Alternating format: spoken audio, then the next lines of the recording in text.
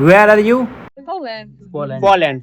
ये पोलैंड के हैं और यानी किला घूमने के लिए आई हुई है जो कि जयपुर में है। तो speak to my to line my YouTube channel Hello, everybody. And like comment okay, thank you ma'am. और इस महल का सबसे खास बात ये था कि उस समय केवल एक दीपक बीच में जला के रख दिया जाता था तो संपूर्ण कमरा पूरा रोशनी से जगमगा उठता था। A few moments later. जय हिंद दोस्तों, फिर से आ गया हूँ आप सभी के बीच में जयपुर का एक शानदार ब्लॉग के साथ। और दोस्तों मैं जहाँ पे खड़ा हूँ ये जयपुर का एक ऐतिहासिक किला है जिसे आमेर फोर्ट के नाम से जाना जाता है। और दोस्तों ये एक किला नहीं बल्कि राजाओं की शान, युद्धों की कहानी और वास्तुकला का शानदार उदाहरण है। चलिए दोस्तों बिना देरी किए हुए हम अंदर चलते हैं और यहाँ से जुड़ा हुआ जानकारी आपको विस्तार में देते हैं।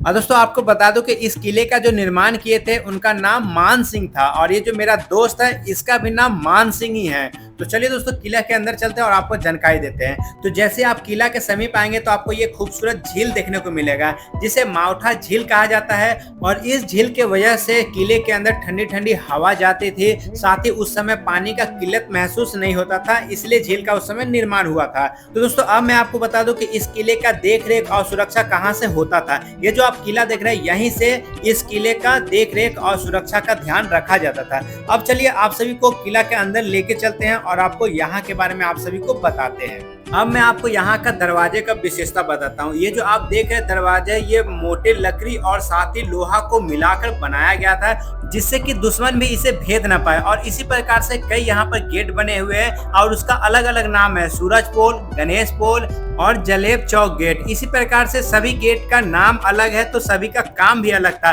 कहीं से राजा आते थे, कहीं से सेना आता था, तो कहीं पर सोना इकट्ठा किया जाता था। तो इसी प्रकार से गेटों का काम भी उस समय अलग अलग था। तो चलिए दोस्तों अब मैं आप सभी को बताऊं कि इस महल का निर्माण कब हुआ था और किसने बनवाया था। तो दोस्तों मैं आपको बता दूं कि इस महल का निर्माण 16वीं सदी में लगभग 1592 ईस्वी में महल को बनाया गया था और इस महल को बनाया था राजा मान सिंह प्रथम ने। और दोस्तों ये महल पहाड़ पे बनाया गया था और वो इसलिए बनाया गया था ताकि दुश्मन दूर से ही दिख जाए और हमला करने में दुश्मन को मुश्किल हो।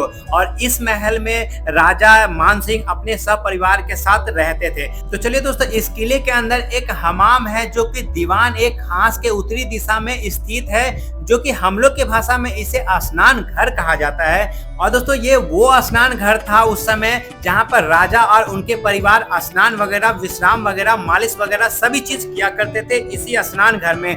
और दोस्तों मैं आपको बता दूं कि उस समय भी यहाँ पर गर्म पानी, ठंडा पानी, चेंजिंग रूम सभी सुविधा यहाँ पर उपलब्ध था उस समय। तो चलिए मैं आपको लेके चलता हूँ। जैसा कि आप देख सकते हैं इसमें सीढ़ी भी बना हुआ है जो कि आप ऊपर जा सकते हैं। तो चलिए आपको इसी गली से आपको जाना है और आपको बता दूं कि जब आप यहाँ पर जाएंगे तो आपको एक तरह से भूल भुलैया भी आपको नजर आएगा। तो जैसा कि आप देख सकते हैं एक गेट, यहाँ दूसरा गेट और ये देखिए तीसरा गेट। और दोस्तों ये है चेंजिंग रूम, नहाने के बाद यहाँ पर कपड़े चेंज किया जाता था। और इसी रास्ते से जैसे आप यहाँ पर निकलेंगे तो आपको ये देखने को मिलेगा जहाँ पर पानी भर के राजा रानी नहाया करते थे।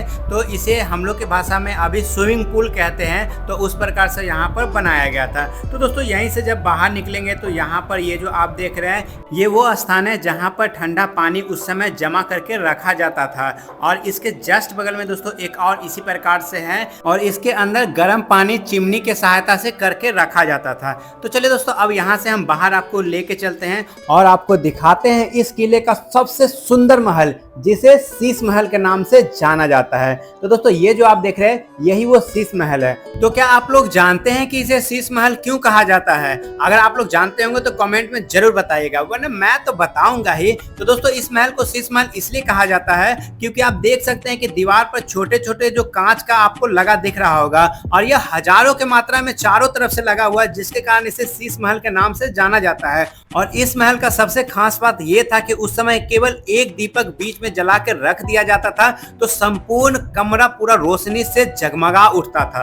और दोस्तों मैं आपको बता दूं कि इस शीश महल में राजा रानी यहाँ बैठते थे, आराम करते थे और खास समय में यहाँ पर समय को व्यतीत करते थे। तो चलिए दोस्तों अब शीश महल को दिखाने के बाद फिर हम आगे की ओर बाहर चलते हैं और बाहर जाने के क्रम में आपको यहाँ जो पहले कारागार था जिसे जेल कहते हैं उसको आपको दिखाते हैं। तो दोस्तों ये जो आप देख रहे हैं ये उस समय का ये जेल हुआ करता था, जब उस समय अगर किसी व्यक्ति को दंड देना होता था तो इसी में रखकर दंड दिया जाता था। तो चलिए दोस्तों, अब हम बाहर की ओर चलते हैं और आपको एक दरवाजा दिखाते हैं जो कि लकड़ी और लोहा से मिक्स करके बनाया गया है, जो कि आप देख सकते हैं काफी ठोस और काफी विशाल है। और फिर जैसे आप बाहर निकलेंगे तो आपको 2 कढ़ाई आपको दिखेगा, जो कि आप देख सकते हैं। और इस कढ़ाई में खासकर वहां के सेना और जो लोग वहां निवास करते थे उनके लिए इस कढ़ाई में खाना बनाया जाता था। तो दोस्तों, यहाँ से जुड़ा और भी अधिक जानकारी के लिए आप जाकर डिस्क्रिप्शन में पढ़ सकते हैं।